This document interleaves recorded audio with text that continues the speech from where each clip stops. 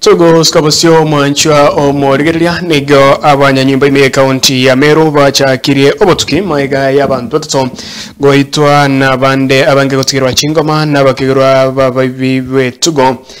abakigirwa bo nigo babatebekana bakagire korwa asi county ya Samburu karangana muno chiro batikorase abanyemboni okanyora chiombe 50 na ibire kanyora chibirwe korende asawa bisabalende gwetransoma sakobo babete bagochirania. Baada ya kazi yote ile, wale wanapambana upande wa Igembe Central, wengine wanapambana upande wa Tigania East, majambazi wengine nao walivamia Buri East na kuingia kwa boma moja ya mchungaji, wakahama na ng'ombe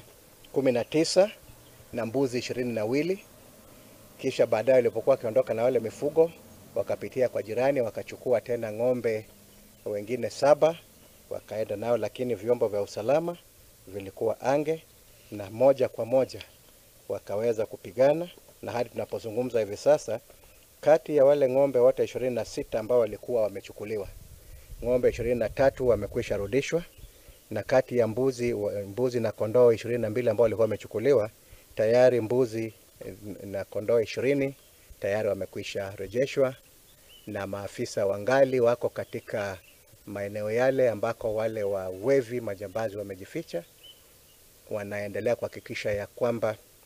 wale majambazi wamepambanwa nao na mifugo wote wamerudi. Ningependa kuhakikishia wananchi ya kwamba licha ya uvamizi wa jana na mambo mengi, porojo nyingi, vyombo vya dola vya usalama viko ange, tuko tayari na tutapambana na changamoto yoyote ile. Tunajua kwamba msimu huu tunapoelekea Disemba, majambazi wanakuwa na nia kubwa sana kuja kuchukua mifugo, na sisi tumeweka vitengo vyote katika hali ya tahadhari na wote wako katika maeneo mbalimbali kuhakikisha ya kwamba usalama umedumishwa.